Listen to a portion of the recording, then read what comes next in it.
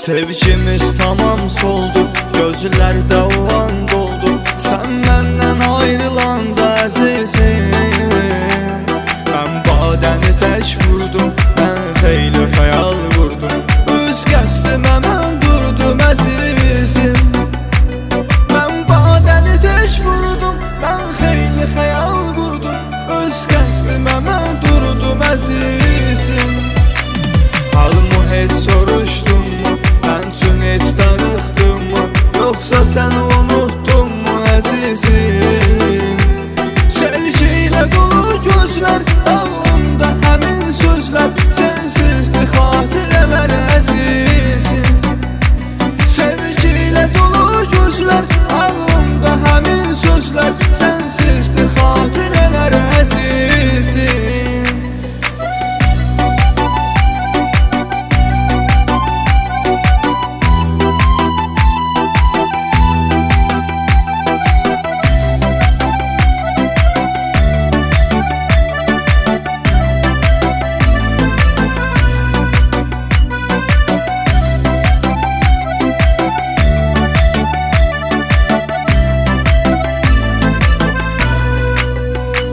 Sakitcə otaqlarda, sən məndən uzaqlarda, qəm kədərdi, hicrandı əzizim.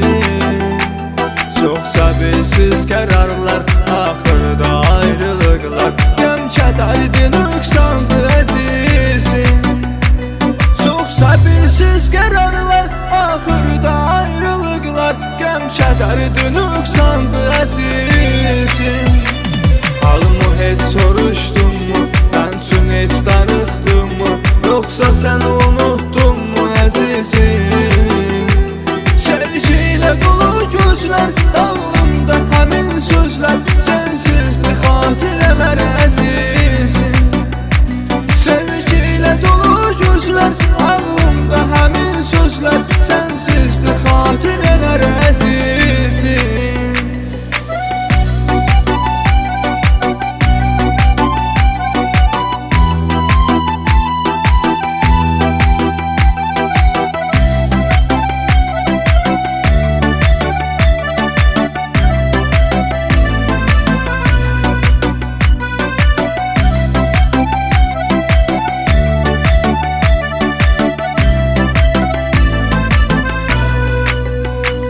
Sevdiğimdin yeganə, sən yanaşdın biganə, etdin dəli divanə əzizim. Mən qayğına qalmışdım, səndən nəfəs almışdım, eşqindən uzalmışdım əzizim. Mən qayğına qalmışdım, səndən nəfəs almışdım, eşqindən uzalmışdım.